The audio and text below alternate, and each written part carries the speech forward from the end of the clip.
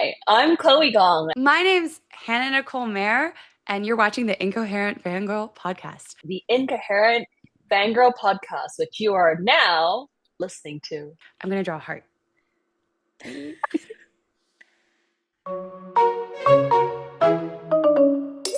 Welcome to the Incoherent Fangirl. Where we not only have two repeat offenders, but they're kind of a big deal. Kind of a And big one deal. of them's the third girl. Yeah. I'm so excited. Yay. Well, also, we're going to change clothes in the middle of this episode. And I'm going to change headphones and hair. It's going to be crazy. Watch. It's Join magic. our Patreon. I'm Mandy from Renadon. And I'm Karen from Tallinn. And welcome back to the podcast. Whoop, We're whoop. very excited for this episode. Oh, this timey-wimey is going to be timey-wimey AF. Yeah, there's a lot going on here. Okay. I don't think you have to give a specific date for the first one unless you I know can. it. I have dates. I have all the dates. Okay, so We got two timelines. there's so many timelines. This is Loki season 2 happening right now on the podcast. So Hot. in our timeline, it is both July 9th and July 28th. And in your timeline, it is August 7th. Look at that. See, I have dates. Hey, we're all over the place. It's crazy. It's crazy.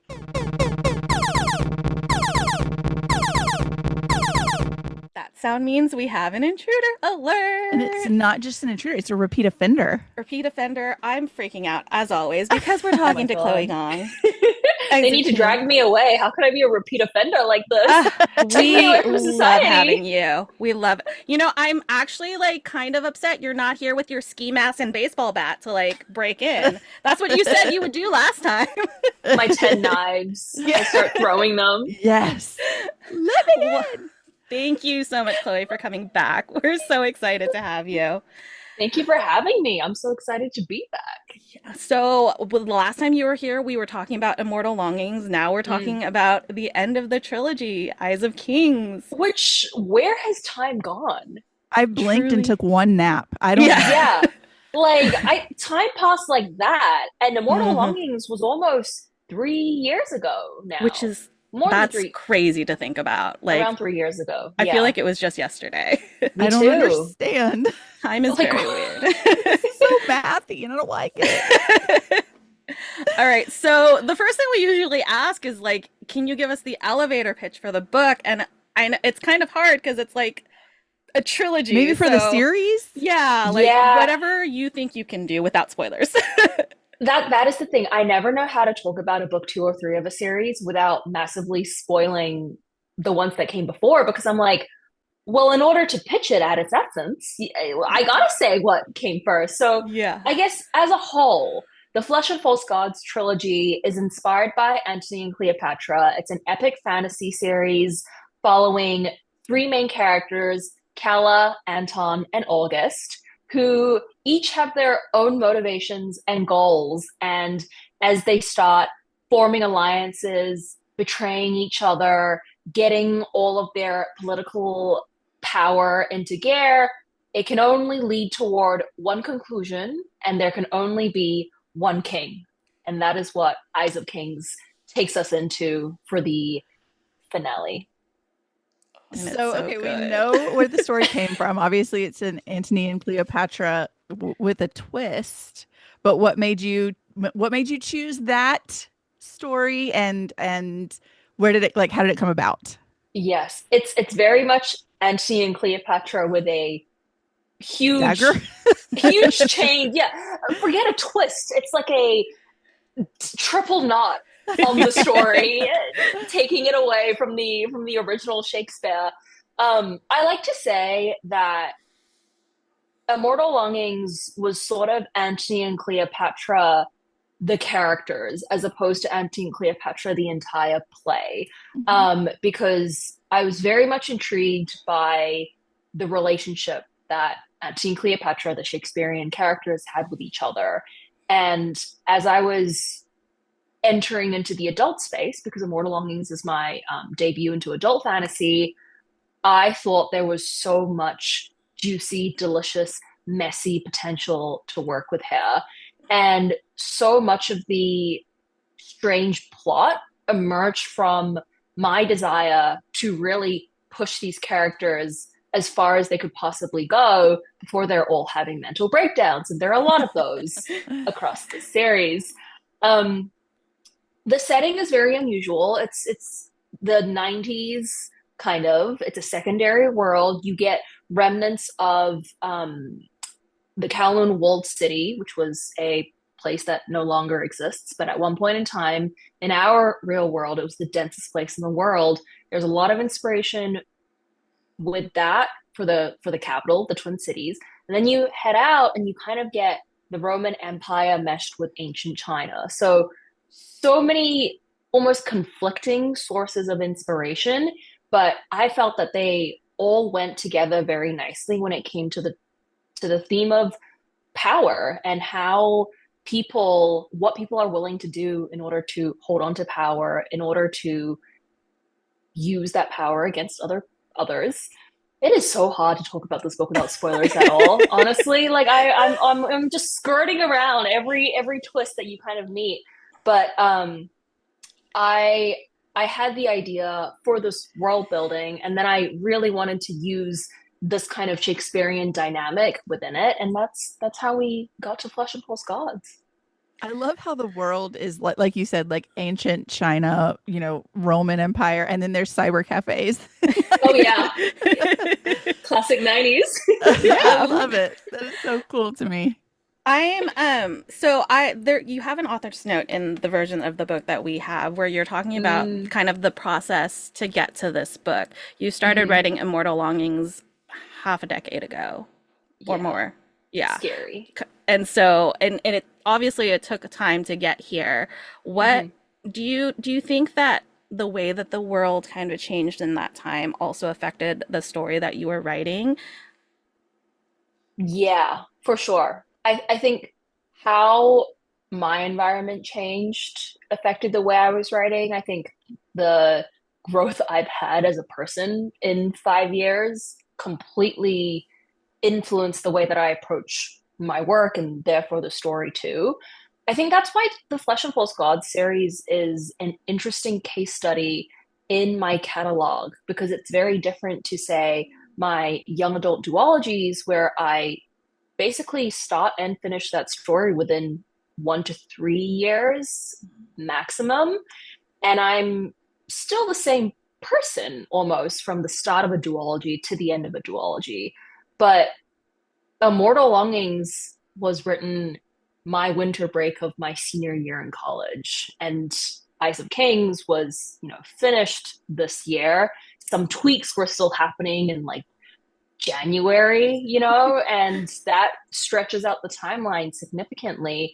But in those 5 years, there have been massive global events where you think that you can't possibly get people acting stranger than fiction, but the way that our global climate and our politics, you see people all the time where you're like, you write that person in as a tyrant in a book, and people be like, not believable, needs motivation.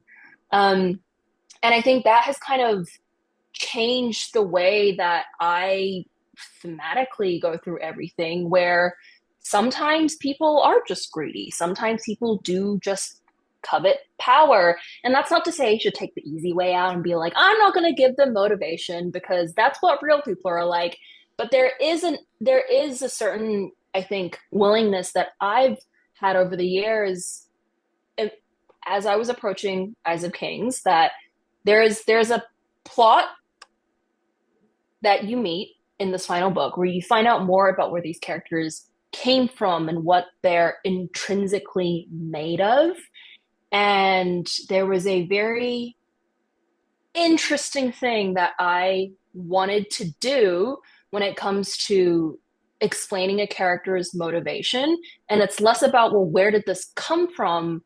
And more, who does this make you? And can you ever run from that kind of destiny if that's just something that lives within you?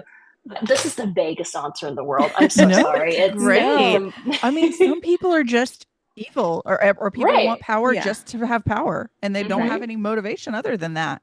And I And that think also is interesting to explore, I think. Yeah, I for think sure. also the way that you wrote some of the characters too and like their backstory, it's like it's very reminiscent of the real world where like this was always in you. Like this was always something that was a part of you. You are just now letting it be shown. Yes. And that's so real to today's, unfortunately. That's a great way to put it. I mean, I've always said I think Immortal Longings is about delusion. You kind of Mhm. read these characters' internal monologues and you're like, that's not true. Where did that come from? And as you're going through Vilas things, you're kind of having them hit the wall and seeing like, oh, I'm kind of wrong here, but I can't be wrong. And then I feel like book 3 is when it all is out in the open and Yeah. they really have to reckon with that. Yeah, for sure. Okay, can you talk about the magic system in this series a little bit? Like, what was it like to craft something so intricate and keep track Mhm. of all of the rules and how everything works?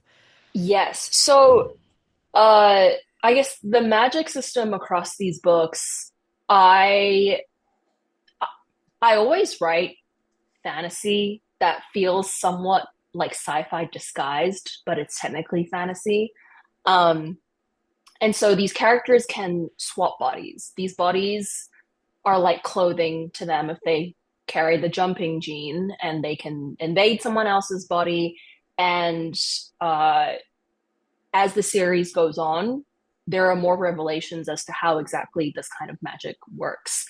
Um, when you open Immortal Longings, you kind of think that there are a set amount of rules of what can happen. You have to have someone within eye view, or there's always that visible marker of someone who has jumped and changed bodies. But these characters start to discover that the rules of their world are actually not as rigid as they believed. There are sigils that they can use to change the way that this jumping system works. And then there are other element. Actually, this is not a spoiler. I can say this. Suddenly, all along, there have been gods in their world that they sort of believed in immortal longings, but they were like, well, no one's ever seen one. It's been hundreds of years since the last war. And Eyes of Kings essentially gives real evidence that these are people that walk among them, and these are people that have been on their earthly plane since that war. This was something that I had intended all along. And oh, Roma, He wants to say hi. He said hello. He's like, you're talking he about said Wonka. hello. Yeah, he's like, excuse me, let's talk about me now.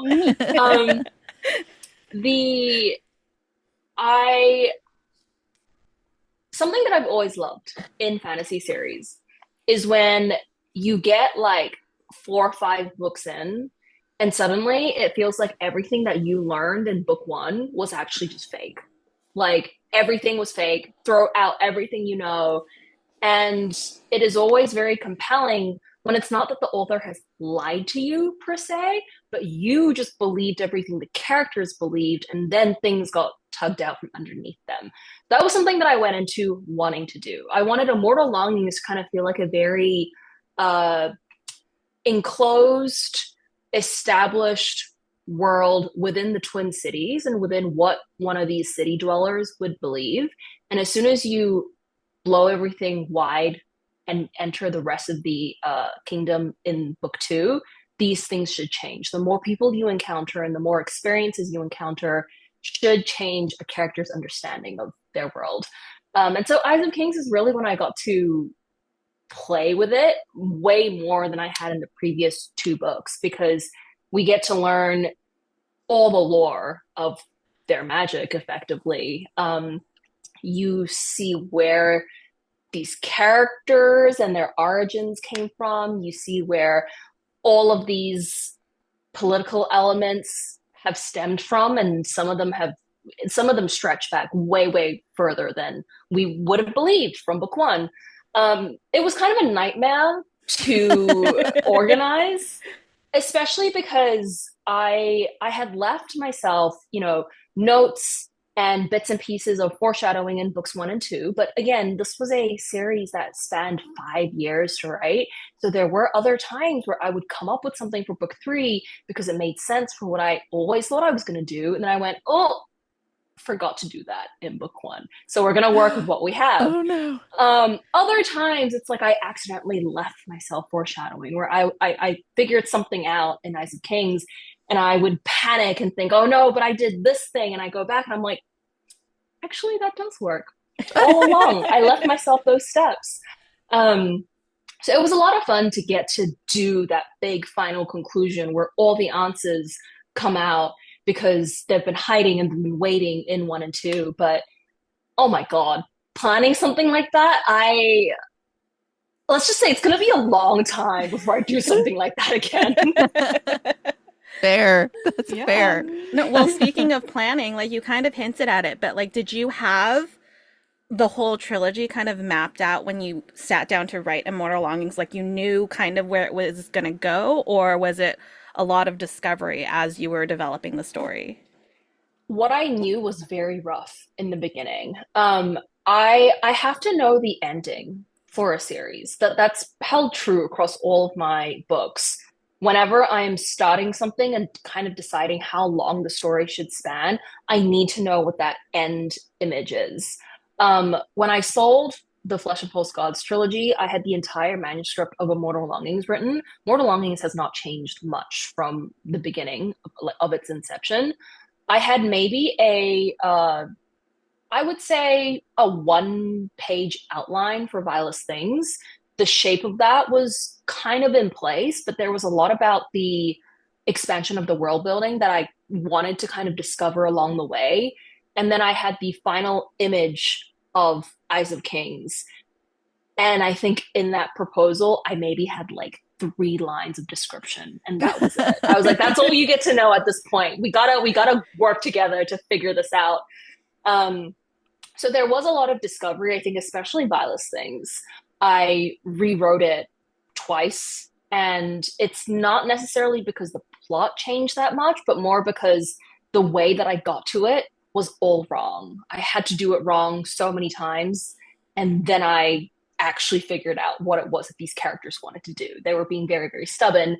Eyes of Kings was less of a rewrite situation, more of a, for many drafts in the beginning, they were just gaping holes. Like I could not figure out how we got the characters from point A to point C. Like point B was just a shadow. And I would try things out and it wouldn't work. I couldn't connect them. And it took a lot of, I think, hacking away at this thing and seeing if that goes somewhere else, bringing in a whole new subplot, seeing if that helped before everything actually kind of fell into place. So again, nightmare organization. But we got there in the end. We made it there. That's what matters. Yes. Okay, look, we're all here for Anton and Kala, but can we get more August and Gallopay, please? And did you plan they do for seem us to to be love the them fan so favorites, much? you know?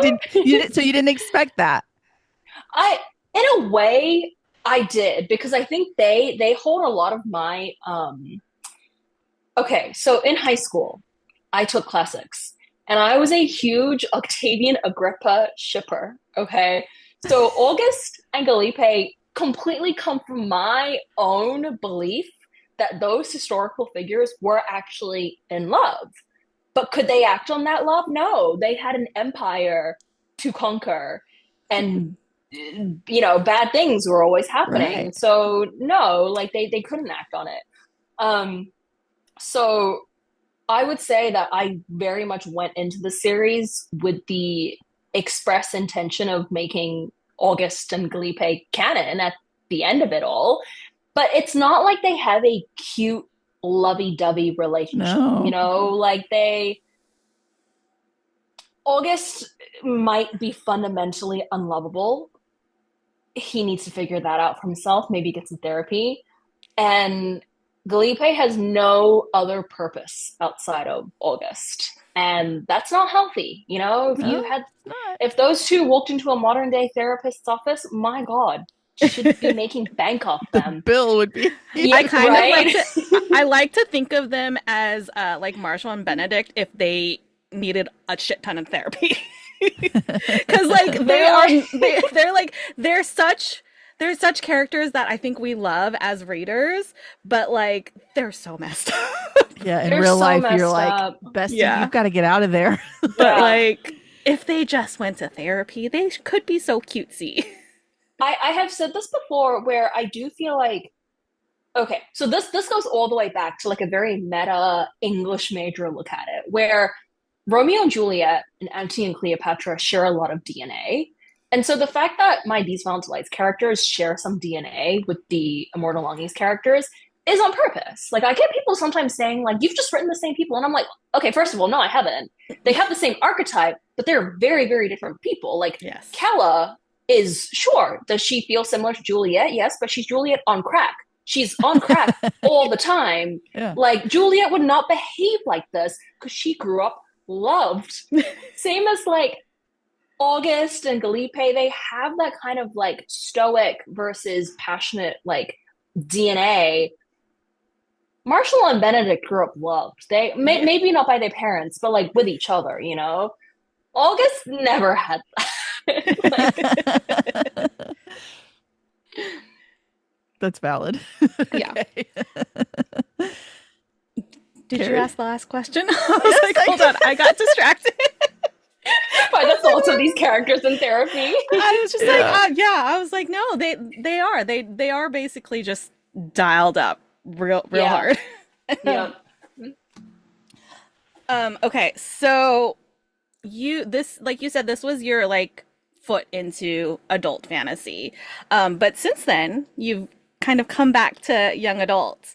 Was there kind of, well, I don't want to say like was there a reason, but like how was your the writing process like, because I imagine like writing for an adult audience would be significantly different than writing for a young adult audience. And I feel I don't remember exactly, but were you juggling any two of the projects at the same time? I'm always juggling two projects at the same time.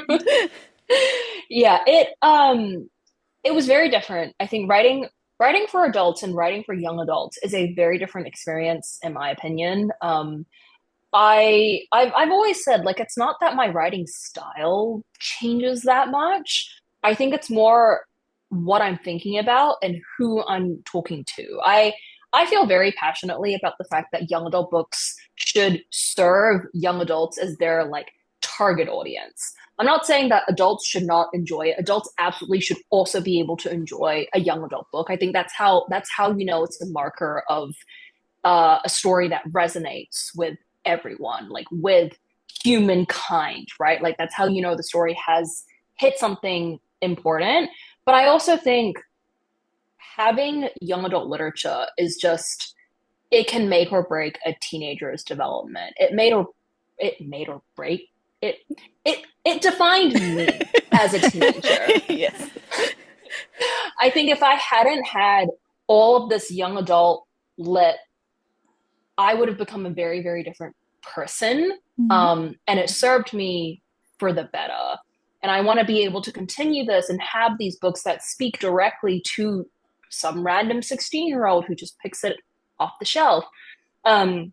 And so as I was approaching Coldwire, which I was writing, I think, simultaneously with Vilest Things, I really had to think about, why is this a young adult story specifically? What is it about the coming of age narrative that I'm most interested in? And how does that relate to the science fiction, cyberpunk, dystopian story that I'm also trying to tell? I think the older I get, the more that my default is an adult story, because I'm always writing something that interests me in that moment. And to write young adult has to be an intentional effort on my part, where I am thinking this is going to be interesting for a 16-year-old. This character arc is something they can relate to, and they should feel really excited when thinking about these narratives and these story arcs. I mean, I remember being 16 and trying to read adult books, and I'd be like, man, this shit's boring, you know? Like, I want that distinction to exist in my Yeah, for work. sure. Yeah. I feel like you also have such a unique perspective on it because you were writing young adult as a young adult and then you moved into adult as you were moving Yes. into your adulthood. So like I feel Yes. like you have like a very niche specific set of skills because of that. Well, thank you for saying that because I actually found it kind of hard to write Coldwire because of that. Because when I was writing these Violent Delights as a teenager, I didn't have to think that hard about it. I just had to think like, well, what am I interested in? And then as Immortal Longings rolled around, I was thinking, what am I interested in right now? Coldwire was the first time I was writing YA not as a YA. And so I think that gave me a lot of insecurity, and I was like, oh my god, I'm not hip anymore. I don't know what I the don't know teens their are lingo. saying. Yeah. Literally. Listen, that Coldwire, the way that my jaw dropped, girl. Well, I need you to know how I've never seen Karen move so fast as she did to get Coldwire. We were Oh at my Y'all God. West. We were. I was like, I have your child. Go. Was this the 2025 drop? Oh my Mhm. god. Yeah. Yeah. Mandy was Love like, that. I've got your kid, you just go. And I'm like, if you think I was gonna wait for that And child, she was like, gone. she would have caught up eventually.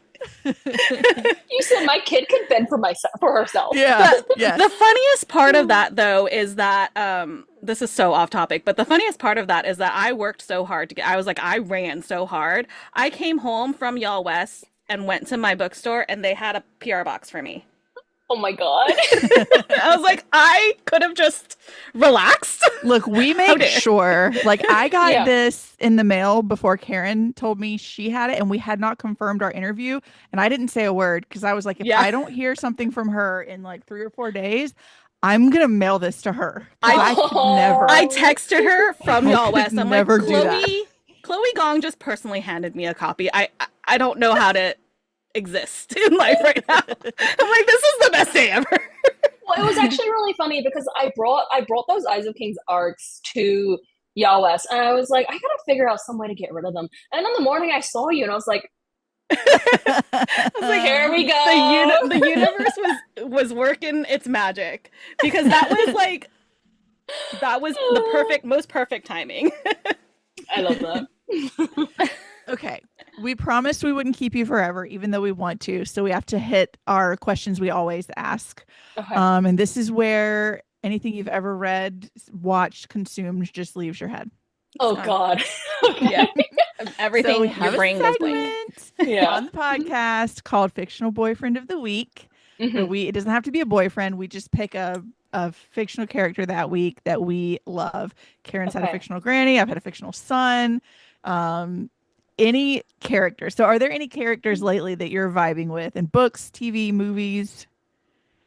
And now you're like, have Well, I ever read a book in my life? I don't know. I literally, you prepared me for this, and then I just went. I forgot everything that I've recently. I've never seen it. What read. is a show? What's a show? Yeah. What? I- Well, I just binged Big Little Lies on HBO. Oh, I'm yeah. very late to the game on this because this show was like I need to watch huge it. I like a haven't few watched years it. ago. Yeah. It's fantastic. Like I think I always knew that it was received very, very well, but I kind of just never watched it. And the other day, I mean, my boyfriend's been out of town for like 2 weeks. So I was like, okay, well, I'm just going to binge television in the time where we're usually socializing, right? I was exclusively working or binging Big Little Lies. What a life I lead. But it is fantastic. The writing and it's a very stacked cast. It's Reese Witherspoon, Nicole Kidman, Shailene Woodley. Adam Scott plays Reese Witherspoon's husband. Oh my God. Like yeah. the way that these characters are able to bounce off each other, and specifically one of the final shots of the last episode of season 1, I was like, oh my God, my jaw was open. It is fantastic. I guess that's not I don't know who my fiction, who the boyfriend of the day would be for that. That's okay. Hey, you gave us a show to watch. I need to put it on like while I'm working in the background and just listen. Yeah. That kind of Yeah. leads into the next like mandatory question. Okay. Is like what obviously, you know, we love your books. But we would love to know, like, what are you reading? What are you recommending? Is there anything recently that you've just been like, everybody needs to get their hands on this? Yeah, I mean, the last book that I really, really felt that everybody needs to get their hands on this passion was The Poet Empress by Shin Tao. Mm. I think that book has been getting its flowers. I've seen so many people love it, and I'm like, good, you should. Like, I feel personal about this. If people don't love it, I'm like, why and what's wrong with you? It's so wonderful. It's a standalone fantasy. There aren't that many of those, so I'm always very impressed That's when exciting. there are. Yeah, I'm like jealous sometimes because I don't think I could ever write like a standalone like that. No, I need words. I need There's time. too many I need words. page count. Yeah, Yeah. but the Poet Empress is it's an epic fantasy. It's inspired by ancient China, one of the dynasties, and it's about this girl who becomes the concubine of a tyrant king, and she is trying to use poetry magic to kill him, essentially. But in order to truly write the spell that will kill him, she must learn to love him. The book is sometimes slated as a romantasy. It is not. That's what I've seen. That is what I've seen so many people say. They're like, do not go in thinking this is romantic. Do not go in expecting to twirl your hair, kick your feet. I think the romance is incredibly compelling. I loved it so much, but it is very much a dark, romantic subplot that explores these very twisted characters in a fantasy novel. It's not a romantic. Very important. Always appreciate a warning. Yes. Yeah. Okay. Last but not least, what comes next from Chloe Gong? Oh, okay. Can you tell us anything? As far as what is announced, the next thing is the third and final book in the Strange Loom trilogy, which started with Coldwire, and actually next is Deadlock. I was like, wait, Deadlock's next. Yeah, I was like, what am I saying? I'm like, it's done. It's already out. I'm like, wait a minute, are we getting an exclusive right now? Book 3 is coming up before book 2. That'd be hilarious. What a marketing tactic. Well, next is Eyes of Kings. That comes out August 4th, which it might be out by the time this podcast. I think by the time this episode airs, it will be out. Okay, so Eyes of Kings out in the world. It has completed the Flesh and False Gods trilogy. I'm super excited for everyone to read it.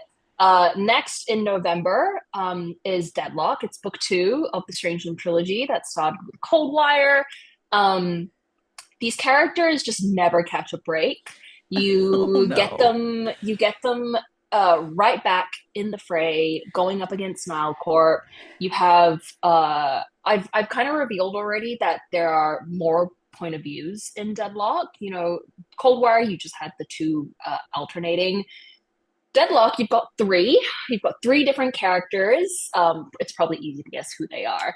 And you have the 3 because, you know, they're split up for a while before they converge into the very, very interesting conspiracy that is newly emerging. I'm very excited. It's got that brand new cover design. The paperback that matches it is coming out November 3rd, so right before that. And then after that is the final book in the Strange Loom trilogy. I have something secret that is going to be announced hopefully soon. I've been saying this, I think, since 2024, where I'm like, hopefully something's getting announced soon. And I've just been too enthusiastic, it would appear, because we are in 2026 and I've still been vague posting about it. But this time I mean it. Soon I will get to talk about it more. I've been pitching it already to people as Emily Henry meets the apocalypse. It's a very different switch for me. But at the same time, it is still like anything you'd expect in a Chloe Gong book. It's in there. It's in is there. It traumatized characters? Is it YA as well, or is it back to adults? It's adult. Mm-hmm. Do we need to cut that part out? Do we need to cut talking about that out? Okay. I've actually blabbed my mouth about this like for 2 years now.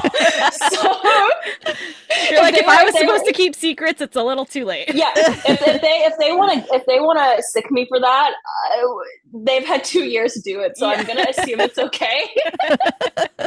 Well, Well, this is the part we do have to remind you that you are actually legally obligated to come back for all your book Of course. releases now that Every you've been book. here. Yes. Them's the rules. Not Legally sorry. binding. Yeah, I signed that Yeah. contract. Yeah. I In remember. blood. Yeah. Yeah, in blood. It's a new form of a sigil, right? That's Yeah, right, that's right.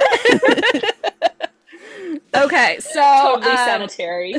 100%. Okay, so like we said, when this episode airs, Eyes of Kings will be out. The whole trilogy will be out. You can pick Oh up my god. all of it. That's Crazy. crazy. That is I really feel crazy. like it just happened, and here we are. Yeah. Uh, I can't believe when it's out, people can read all three at the same time. They don't have to suffer the 2-year gaps in between. girl, Rude. the pain. I feel like they should still have to suffer. Yeah, I know, just right? wait. You actually have to, when you put your hold on, you have to wait. Yeah, your you put it time in locked. a time Yeah, save. yeah, it's Yes. locked. So everybody go out and pick up your copies of Eyes of Kings. If you don't have the first two, you can pick them out now in floppy paperback or regular hardcover. You could do Yes. either, whatever works best Or for you. both. It's very exciting. Or both. Or both. Or both. Or as I many. do. Yeah. As Look I at that do. show. Buy a bunch. There are so many. I just sent an email to one of my store owners and I was like, can you order these UK books for me? And they're like, half of them are Chloe books. And you know what? When the UK books look that different, it's like having You an have to art have them. object on your Right. shelf. I'm like, Yeah. well, that's the only way I'm going to get Deadlock in that version. Right? Mhm. So I'm like, just I realizing have I have to make you more. So around her birthday last year, I made Karen a little tiny bookshelf, It's and right I here. like literally was like, "What has Chloe Gong ever touched?" That is so and Eyes of cute. Kings, I think, is on there, but like I'm gonna have to add I know more now. she's got the anthologies on here as well. Oh, they all Everything. come out. They're like individual books. Yeah, they all come out. They look like actual little books, They do. Oh and they have like the cover and like the The ISBN back and and stuff. everything. But I'm I was very like, obsessed. every book Chloe has touched has to be on this shelf. If her name is in this book. I am so incredibly honored. I'm so honored to be a part of that. The way I'm like gearing up to email Simon Teen, I'm like, guys, I know you don't know me, but like Deadlock, please. Please, I'll no. cry. Thanks. Well, it sounds like ARCs are going out soon. I know. I what I've keep telling heard. my store, I'm like, guys, if it comes in, nobody touches it. It's mine. Yeah. Well, thank you, Chloe, so much for being here. This has Thank been so much you. fun, as course. always. Always. Thank a you for pleasure. having me. I love to be an intruder. All right, come Yes, here and say bye, we need Roma. you to kiss You have Mau to say Mau bye. for us. Yes. I will. I will. Say Many, bye. many kisses.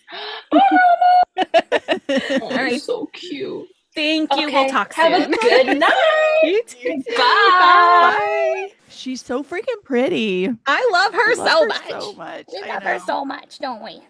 I also need She's to the tell best. everyone I'm not crying. I'm crying, but I'm having like an allergic reaction to something in my makeup today. Oh no. Both of my eyes have been like, I was like, they're gonna think I'm crying, like literally sobbing because there's just like water coming out of my eyes. They're like, why is Mandy crying? This is Karen's They're favorite like author. burning, and I'm like, Oh, you're like, how do I? Yeah. I'm okay. I'm not crying. It's fine. My it's eyes fine. just are. I was just so I'm not excited to crying. be My talking to eyes Chloe Gong. are. Name of the episode. There you go. Oh my god. All right. I love her. She's the best. I love her too. She's so freaking cute.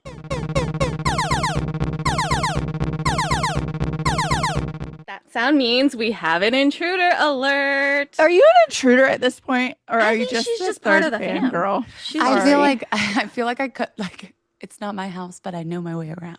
You know? You are the kind of friend that just you don't need to knock, you don't need an invitation, you just walk right in. open the And the door. guess door and what? come I've in. been this way my entire life. I used to just show up at friends' houses and they'd be like, "Oh, Hannah's here again." She comes over every day. And I have a We lovely would home love life. Like there's no reason I shouldn't return home to my parents. You just want to spread your love to everybody. You gotta scope I out just where what's going on love- over here. Love being with my friends. And I grew up with I love my brothers, but I think anytime I had like girlfriends, I like craved like Yeah. time with like other Real. women. Yeah. Yeah. That's I was fair. like, please, Fair. please. I Get me away from all these. I can't talk boys. about the Eagles anymore. Thank you. But if anybody from Philadelphia is watching this, I'll talk about the Eagles forever. Please don't hurt me. Go Birds. Did I Go ever tell you Birds. that I am an Eagles fan? Did I know this information? I don't know. I'm like, I did feel like I have we probably ever haven't talked brought them up. about it? You probably never have. We probably never have had this conversation. Hannah's Because why like, would no, we? we're talking about the Eagles. I was like, how did You it started seep into this. every area of my life? You started it. I know, I 100% did. And I think in a way, subconsciously, it is in my DNA to bring it up in every conversation. This is Your who brothers I are am like, now. yes. Yeah, We they did it. indoctrinated me. We did it. At a young age. I'm still shaking it off. All right. Well, as you can tell, our dearest friend Hannah Nicole Mayer is back. We are talking I love about you. Hello. Adversary to the Villain. Oh my God, I'm so excited. I I can't believe it. like the other three are here. I know. I feel like we just were talking about book one and now we're I at know. I book want to Oh. four. cry. I want to cry about It's it. so crazy to even think about it because I keep Crazy. saying the third book, and my mom's like, it's the fourth. And I'm like, oh Yeah. my God. Yeah. Yeah. I've written doesn't 4 seem of real. them. Yeah. It feels like It the doesn't time seem has real. just flown by like so Yes. quickly. And I feel like I haven't talked. This one was such a big one for me. And I've talked to like so few people about it, like everything. So I'm excited to chat about it. This We're is excited this is the one that might break me, Hannah. This might be the one that breaks me. No. Because what did you do? What do you mean? Look at her. She's like, I'm a perfect angel. What are you It talking literally about? is such a goofy good time almost the whole time. Almost the whole time. Almost. Almost. Almost the whole time everyone's having a good time. Everybody's great. Everybody's Actually, there's a lot of turmoil in this book, but it's funny turmoil. It's turmoil Okay. with a comedic edge. Can you elevator pitch a book 4? Is I it can possible? try. I can Without try. spoilers? Yeah. So All book right. 4 in the series is where Evie, who was originally the villain's assistant, has now found her way into a prophecy that she had no idea she was a part of.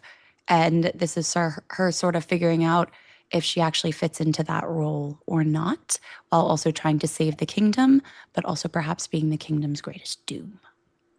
Dun, dun, dun, I All right. You're 4 books deep at this point, okay? know. How has writing changed for you? Has it changed at all? Like, are you chaos or? I think I think I just have nothing really process-wise has changed. I wish I could say that it has because I keep telling myself 1 year I'm going to get it together and it's going to be great. And I don't everyone's want gonna you be to. I don't think it's possible. I think I've actually grown to a place in life where my brain's done cooking and I've accepted that I am who I am. And there's nothing wrong with the way I do it as long as I'm taking care of myself and not neglecting anything in my life. So nothing like plotting wise has changed. I still like to let a lot of the story be told to me as I write. And I find I somehow always am able to connect everything back together.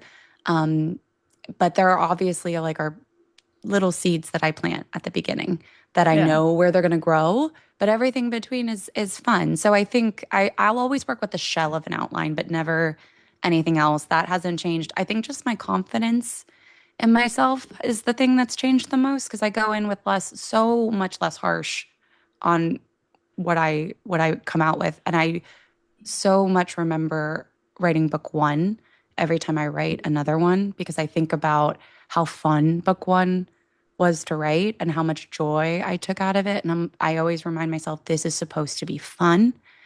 And not always, sometimes it sucks. But that's life.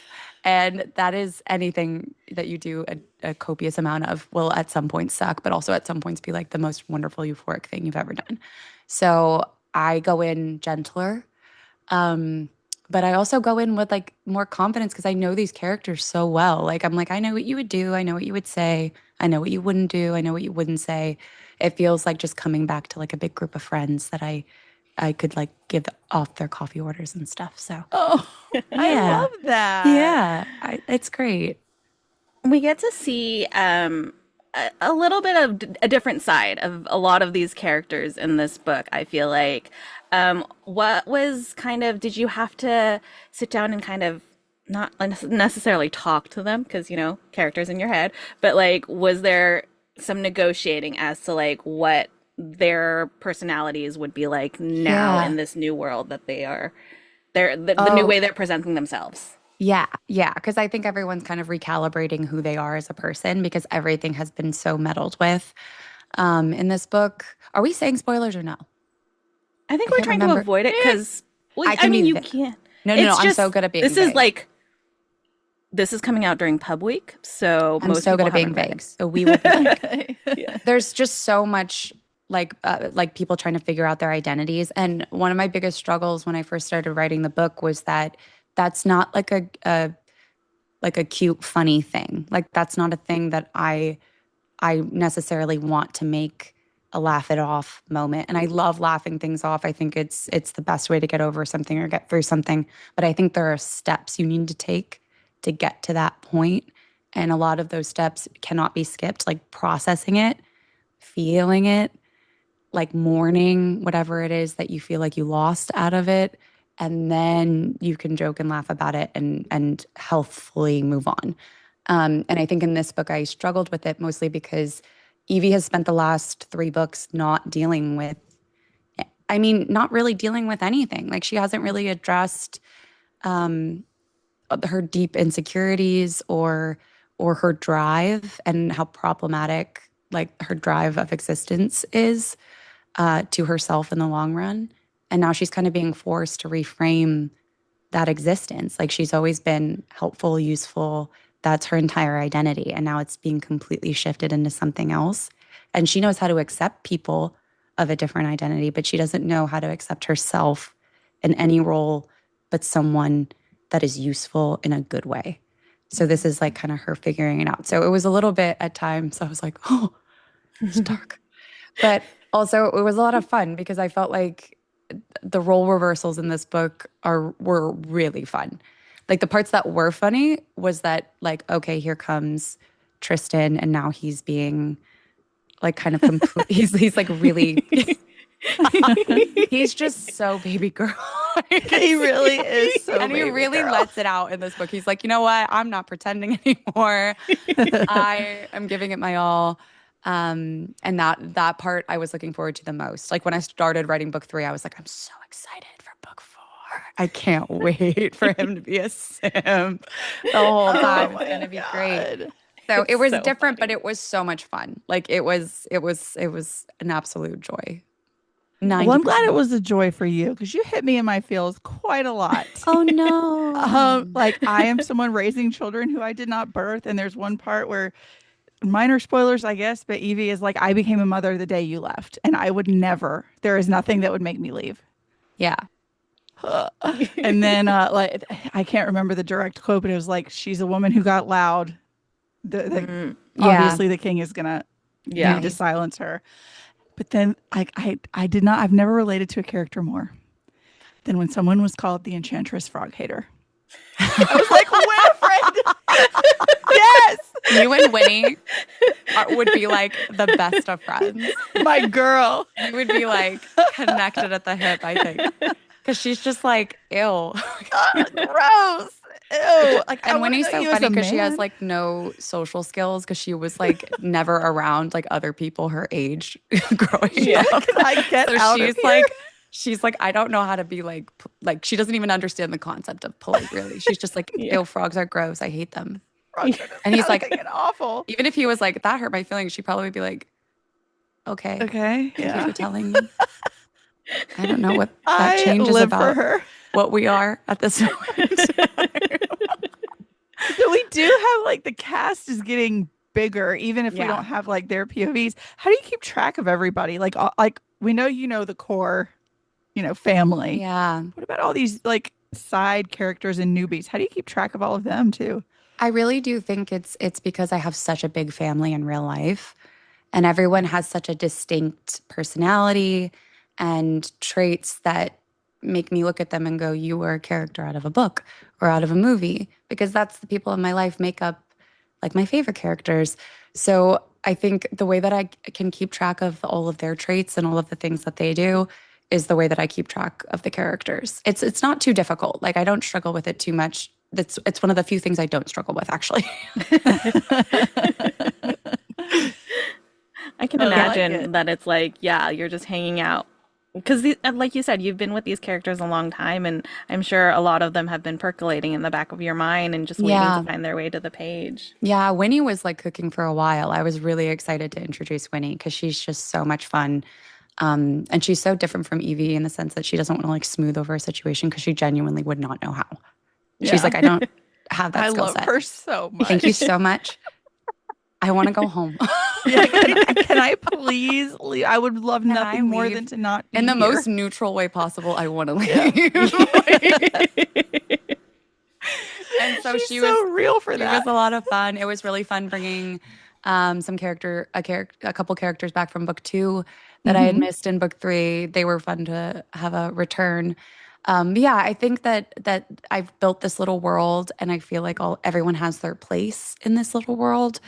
And it's the most fun part is having all the characters interact. So any scene they're all together, I'm like, yes. It's my faith. They're great. It's so much fun the way they interact. Yeah, I love that. Yeah. My babies. My babies. Was there anything, because there were a lot of moments while reading this where I was just like, I'm sorry, what just happened? Were there any moments that, like, as you were writing, really surprised you in the direction that it ended up going? No, because this is the book I had planned, like, for all the books. So this was really, like, I think the only things that may have shocked me at some points were, like, things that would come out of the characters' mouths, because I really do sometimes never know what they're going to say until I've typed it out. And I'm like, oh, my goodness. This was a choice that you made, and we're going to discuss if this is going to stay or not, because it's a little weird. It got a little too weird. You're like, help me. Yeah, I'm like, yeah, I think there weren't like any wait what moments. The epilogue is a scene I've had planned for like almost since the get-go. So the epilogue of this book, like writing it was so like wiggy to me because I've kept it a secret in my head for so long that writing that epilogue felt like I was doing something bad. I was like, I'm not supposed to be doing this. And now like there's people reading it and I'm like, oh my God, I forgot like everyone's going to actually look at it. Wait a minute, that's supposed to be a secret. Nobody's going to know. And I think it's just, it's so exciting though, because this feels like very much like a cliff edge that I just had to like leap over.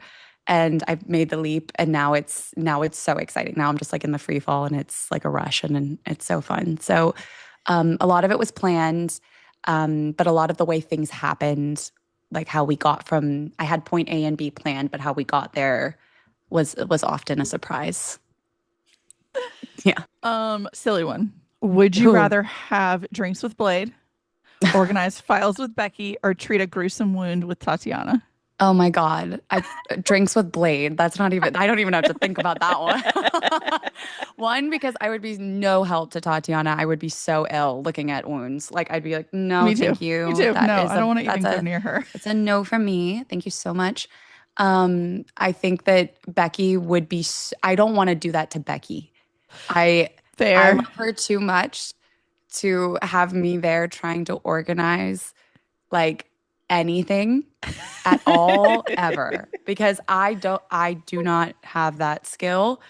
I am organized chaos, and Becky is organized, and just I might just like bring her coffee while she does it. Then it may be acceptable, but I certainly wouldn't be a help. I'd be only hindrance. Would be that. I'm with you. I feel like I would rather hang out with Blade too than do either of those drinks things. With Blade, we'd have a blast. 100%. It would be so fun. So I think I know the answer to this, but are there any characters in this book that you're introducing for the first time that you're excited for readers to meet? Oh, well, yeah. I mean, in a sense, you've already met this character.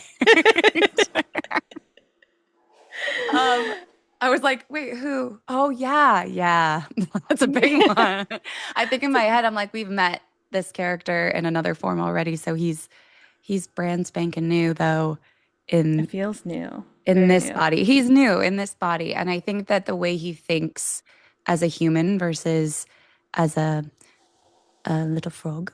I think the way turtle. that he think a turtle. You're so right, a turtle.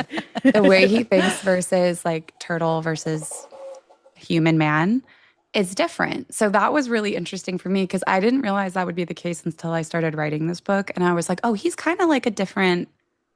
Like he thinks a little differently as a human Yeah. than he did as a frog. And I think that makes sense because he was thinking with more of a simplistic brain when he was a frog. Now he's like a human and has all these complicated emotions and feelings and all these And he things. was stuck so long too. Yeah, he was stuck Yeah. for 10 years. Like Yeah. it's a long time to be a That's frog. not a Yeah. quick and come right back. Yeah, no. It's like, and Tatiana notes it. That was a kind of weird thing for me too, because I was like, what would it be like for somebody that was a animal for 10 years and like came back as a human being? It would probably be incredibly jarring and uncomfortable and difficult because you haven't been this for, and with also some amount of relief, but also fear, because when are you going to go back to it? And Kingsley obviously experiences all of that in this book. So he was a lot of fun to introduce as Prince Alexander, as opposed to just Kingsley, He's such a sweet our little buddy. baby. Yes, he is. He's a little bean. Yes. Okay, this is kind of minor spoilery, I guess, but I'll be vague as I can be. In this book, we have characters experiencing things that, like, I would love to happen to me. Like, I'd love to go through a gingerbread house, even if I got stuck there. They're find themselves in the pages of books. Yeah, Or a book. yeah. These situations aren't ideal, though. In the moment, did you know going in that you wanted to turn like these fairy tale moments and ideas like on their heads into something where it's like, oh, maybe I actually don't want that. Like, maybe I don't want that to happen. Yeah, I think that this is the pipeline of my life actually, because one of the projects that like got me into writing in school, the first was Titanic journal entry in third grade. Crazy. That's a crazy assignment for third grade. I digress. In fourth grade, we read a book about, I think I've told this story before, but I'll tell it quickly again. The Big Bad Wolf. It's a children's story where he's not actually evil. He just has a cold and he keeps sneezing and blowing their houses down by accident. Oh, and I was like 9 hearing this going, oh, my client is innocent, Your Honor. And I was like, this is so messed up because I'd been told these stories forever. And it was the first time I'd heard it, a different perspective of it. And I was like, hey, how do we know everything's not like this? I'm confused. And so our assignment was to write from a villain's point of view and turn a fairy tale on its head. And I think because I grew up with so many fairy tales, I really like the idea of pulling those familiar elements in, but also introducing kind of a aspect to it that you're like, this isn't fun anymore. Mom, it's a little bit of a metaphor to adulthood, a little bit, but also that like you could still find the magic. You have to look for it, and that's what you have to learn as an adult. Like finding magic as a kid is depending on the kid, but most of the time it's easier as a kid as opposed to an adult. So it's like you have to refine the magic as a grown-up. Yeah. I love that. Yeah.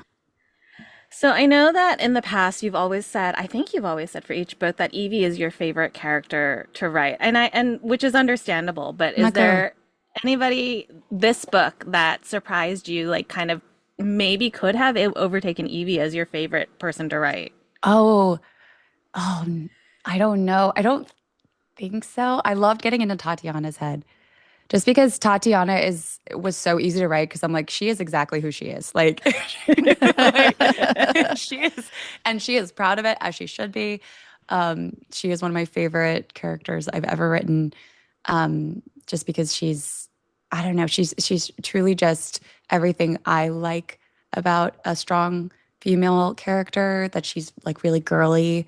But she's also like got such strength and talent in what she does, but she like, the pink really gets me. I've been wearing more pink, and I feel like that's such a good thing to talk about because there's pink on this book.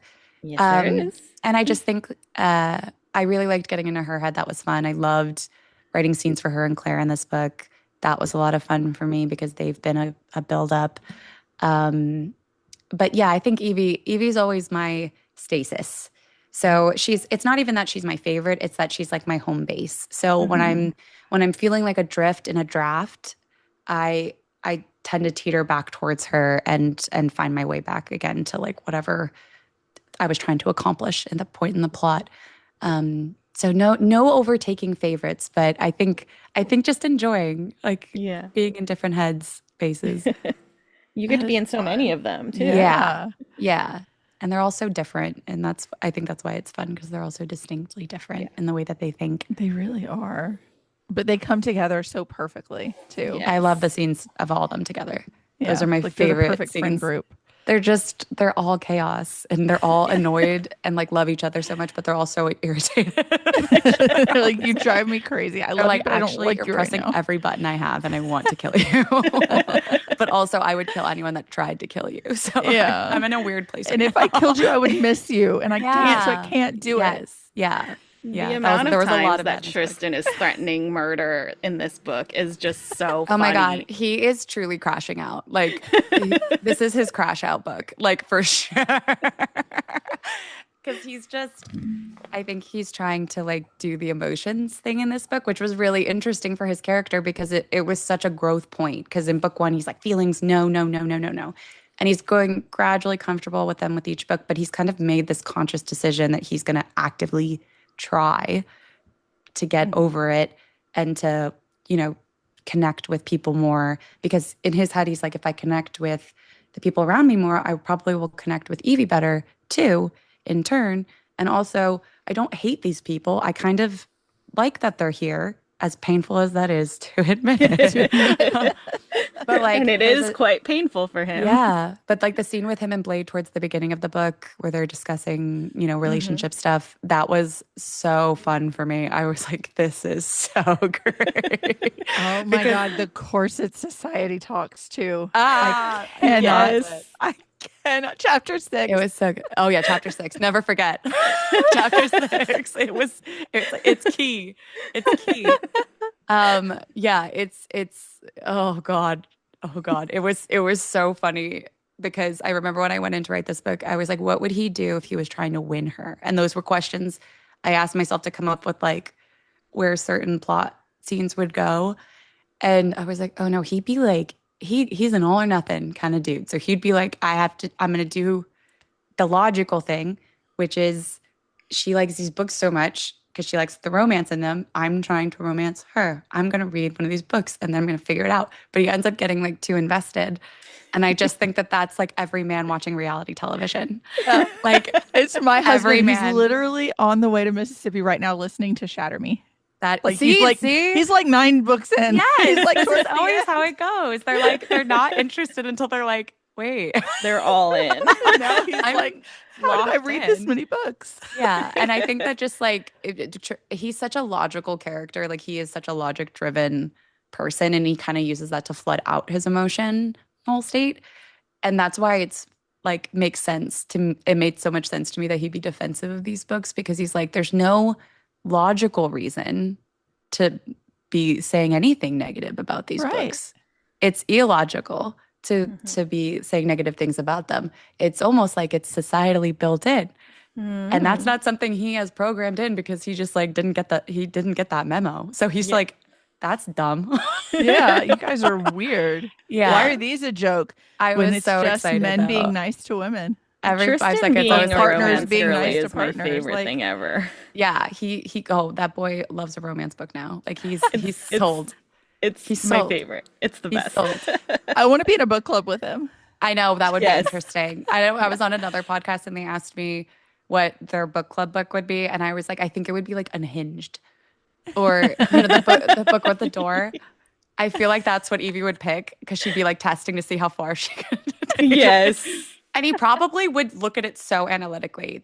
He would come with a thesis statement to the book club. And facts and resources Dissertation. and dissertation on a PowerPoint. Yes. Even I think he took These it are all extra- the underlying themes that the author was trying to get at. yeah. When actually, He took it so seriously. so seriously, and it would be I so love that funny. about him. Yes. Even when he's baby girl, he's going all in. Yes, my boy, my boy. Okay, well, we obviously want to keep you forever, but we promised that we wouldn't. So let's get into the like random questions we always ask. Okay. Fictional boyfriend of the week. We always, we have fictional granny, fictional son, fictional Yep. boyfriends, whatever. Do I you think have any I'm new gonna have to ones? go with, and by the time this comes out, this will be public, so it's okay. But I have to go with Patrick Coulson from A Forbidden Alchemy. Yeah. And now A Forsaken Prophecy. We just found out too that Stacey hit the New York Times. I was like, Yeah, but it's not, she the list did. isn't out yet, so shh.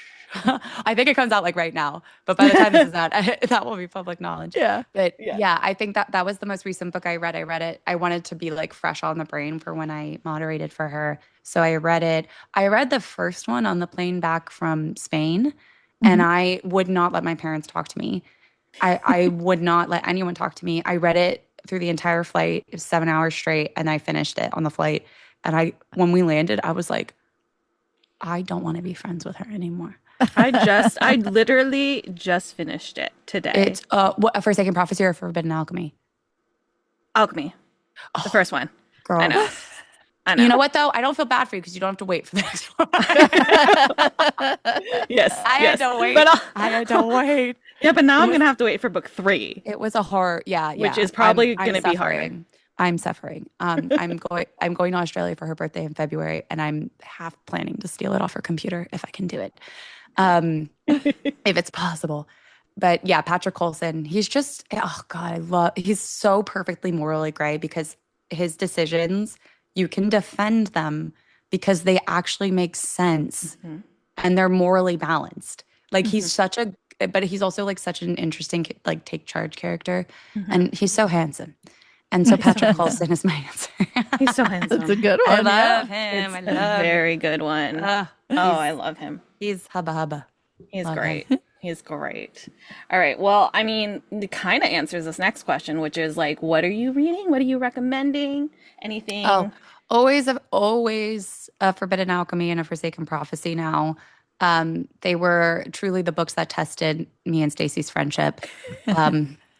She was like, "You're biased," and I was like, "No, I don't like you after reading them. It's not a bias thing. Like I genuinely like you less after I read them." This has tested our friendship has deep- changed. We're altered. Deeply unhappy.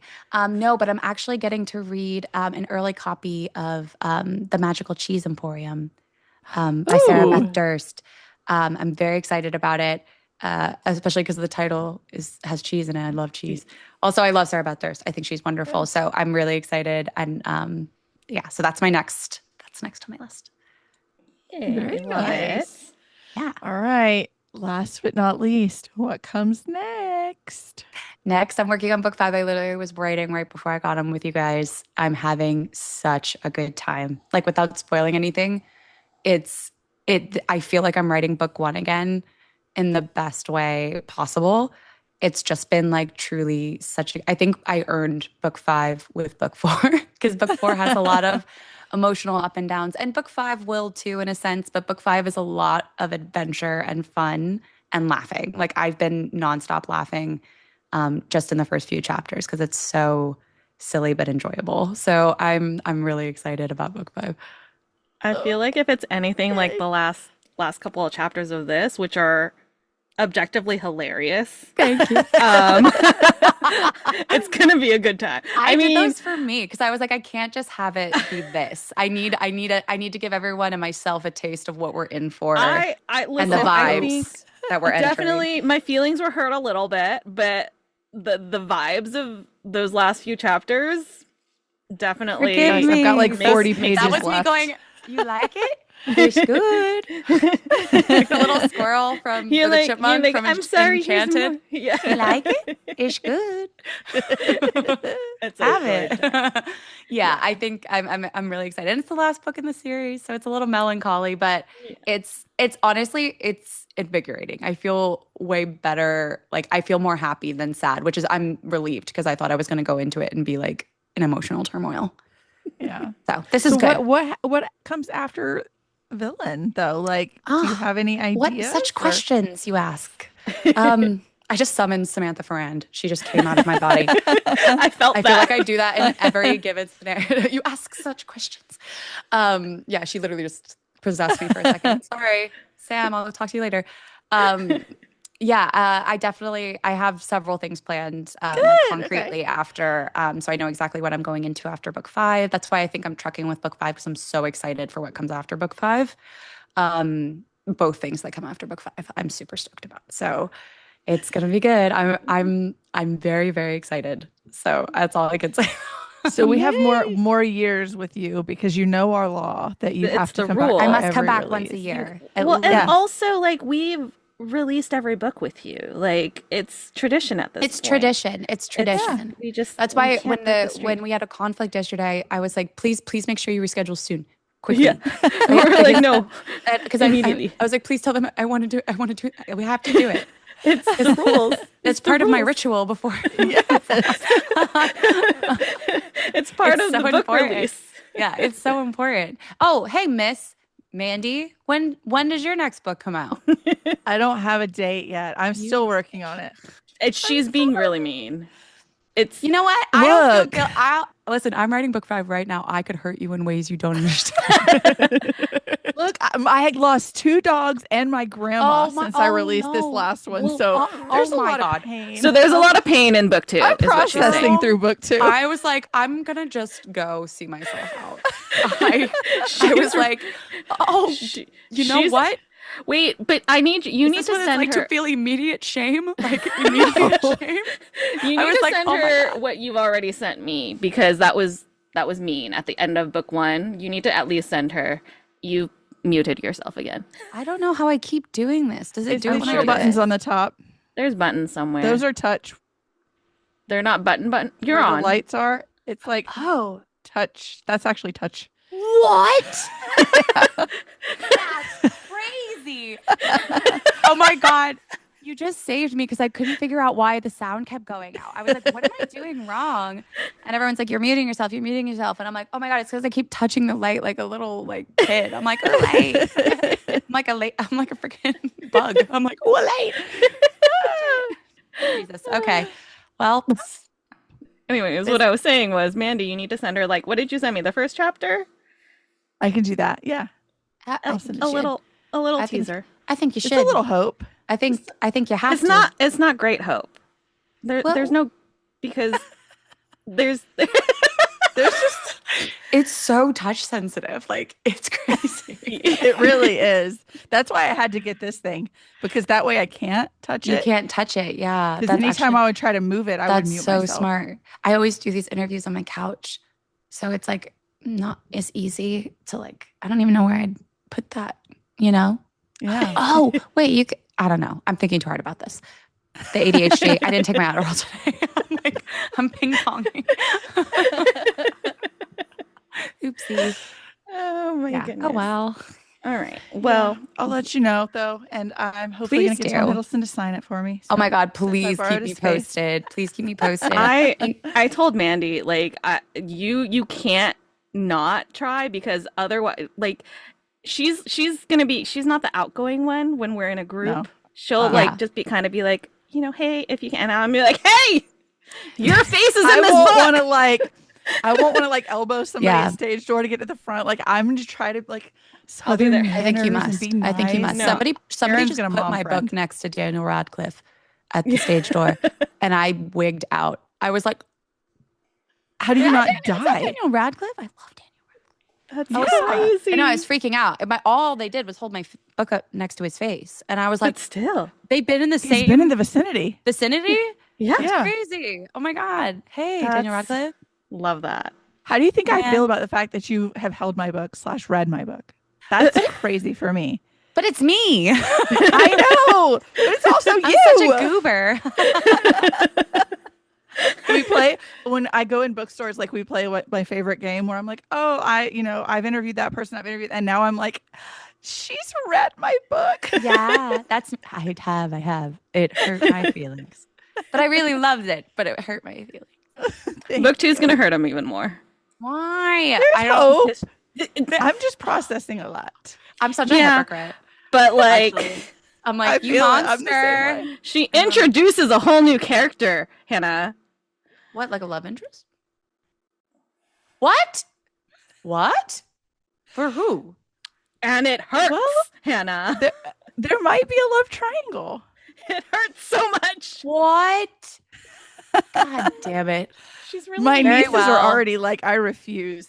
I don't Very care well. who it is and what they do. I Well, don't no, I care. won't be switching teams. Unfortunately, I won't be switching teams, but I am locked in. I am ready. I'm buckled up. You guys are gonna make me go like I'm gonna go right the rest of the You night. should go right. Yeah. I'll go right too. Okay. After dinner. Yeah. I'm gonna go meet Stacey McEwen. Yeah, so. go. Tell her I said I love her so much and give her kisses for me. All right. Well, we have to plug the book. So everybody go pick up your copy of Adversary to the Villain. It's so Whee! good. We love it. We love it. We Of love course it. we do. We love you. Thank I you love so you much for guys. always Thank you so being game for much. this. Oh my God. Thank you Always for good time. always inviting me back, even though I like never shut up. Never It's leave so us. I Kind. don't want you to ever shut up. Never, I'm like, ever. Thank leave you. us. Never God, things I've never heard for 100 hours. Literally Anybody who never tells shut you up. to shut up. The fangirls don't want me to shut up, actually. So Yeah, so I Yeah. can't. It's Take it up it's with them. actually long. yeah, We'll fight on your behalf. It's fine. Lovely. send them to my DMs. I'll handle it. Get Well, behind thank you me. guys so much. It was so much fun. Thank you. Enjoy the We rest of your love evening. Go you. right, You too. Mandy, and go blow kisses at Stacy Karen. I will. Enjoy your Live long dinner. and prosper. I shall. Enjoy. Thank you. All right, bye, my loves. Bye. Bye. I love her. I love her so I much. love her so much. I cannot. I Like she is like there are like I love all of our authors that we've been on, but like there is something so special about Hannah. Like, yeah. I feel like it's weird to say because we were all adults, but I feel like we've grown up with we've grown Hannah. up together. Yeah. Yeah.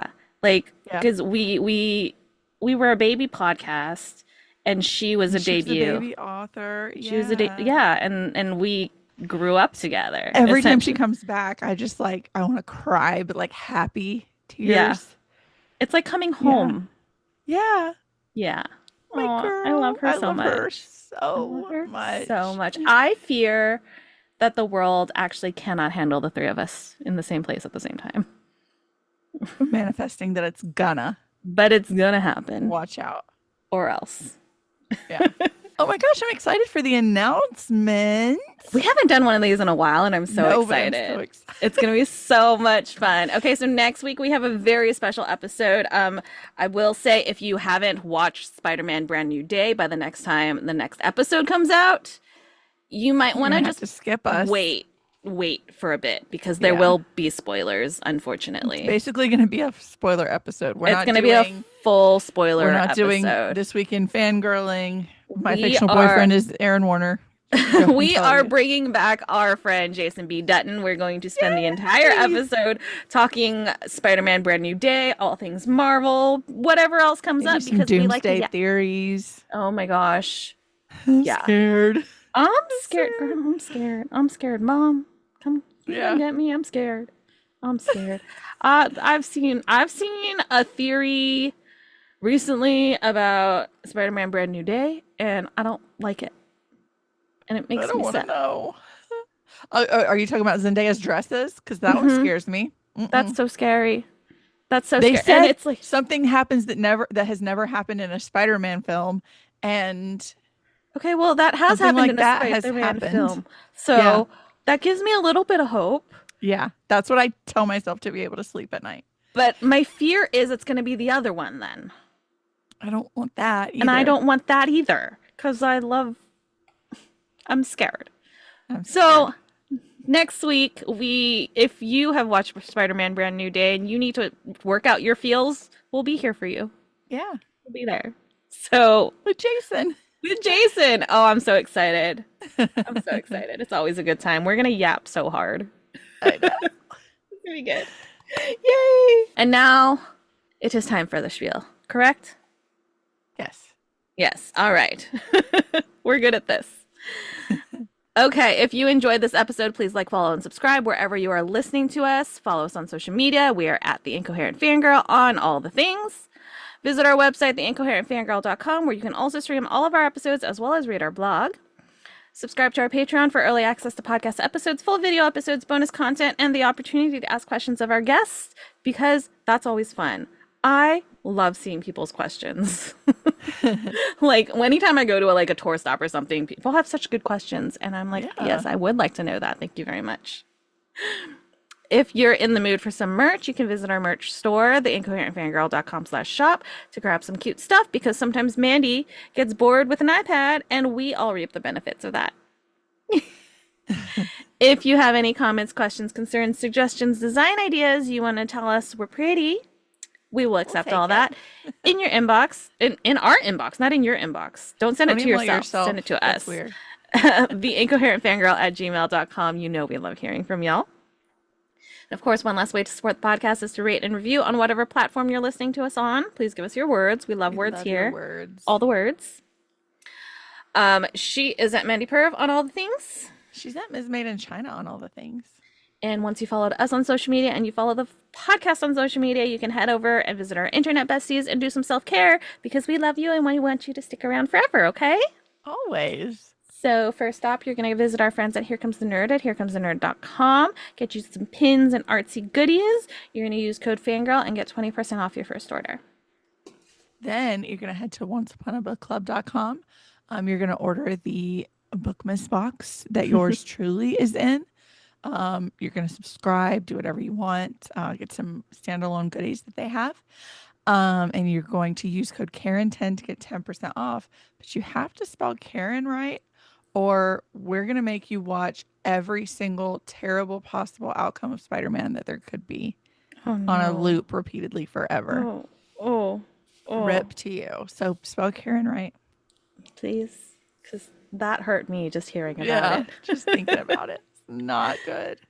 Somebody else who likes to rip out our heart, Amber D. Lewis. You're going to visit her website at amberdlewis.com and add 10 of everything to your cart. Use code FANGIRL10 and you'll get 10% off of the 10 of everything, which means you've gotten one of everything for free, mathematically speaking. You're welcome. You're welcome. And last but not least, you can support my family. You can follow the show husband. He's at Borna Josh on all the things. You can follow at Searchers Believe. That's his paranormal investigation group. If you go to searchersbelieve.com/shop, you can use code FANGIRL10 to get 10% off of more merch designed by yours truly. We have a Savannah event that's up on the Searchers page that the code will work on, where I think they're going to be doing some ghost hunting. I'm not going to do that, but I'll be there for dinner. You'll be doing some writing. Yeah, I'll be writing on spooky ground. Mm-hmm. You can follow at Searchers Podcast. Maybe one day we'll get back to it, but there's fun stuff there. And then the big one is Beacon TV. So you can follow at Stream Beacon TV on all the things. It's our streaming platform that is paranormal, horror, true crime, all the spooky stuff. We've got our show with Amy Bruni that's been announced, that will be airing this fall. They're about to start filming Paranormal Mystery Season 2, also coming this fall. A lot of exciting things. They just passed 10,000 subscribers, which is huge. That's been the goal all along. So obviously now we're bumping the goal up. But really exciting things are happening over there. If you'd like to subscribe, you can go to streambeacontv.com and use code FANGIRL10 to get 10% off of your subscription. And then last but not least, as you heard Hannah Nicole Mayer talking about, I wrote a book. It's called The Living and the Dead. It's about a girl who was born a ghost but ages like the living and the reaper who would die to get her to look at him. I'm on all of the major retailers' websites, but if you'd like a signed copy, you can go to my website, aepurvis.com, and use code Aaron Warner to get 10% off, because it wouldn't be me if I didn't make something about Aaron Warner. Them's the rules. It's who I am. I'm not going to change. Otherwise, she's been body snatched. I've been body snatched. All right, and that was the Incoherent Fangirl. Thanks for listening. We love you. Bye. Bye. We are sponsored by our friends at Here Comes the Nerd. Pins, stickers, magnets, and more. Here Comes the Nerd has happy art for all fandom-loving hearts. New customers can use coupon code FANGIRL during checkout for 20% off their first order at HereComesTheNerd.com. Coupon applies to ready-to-ship items only.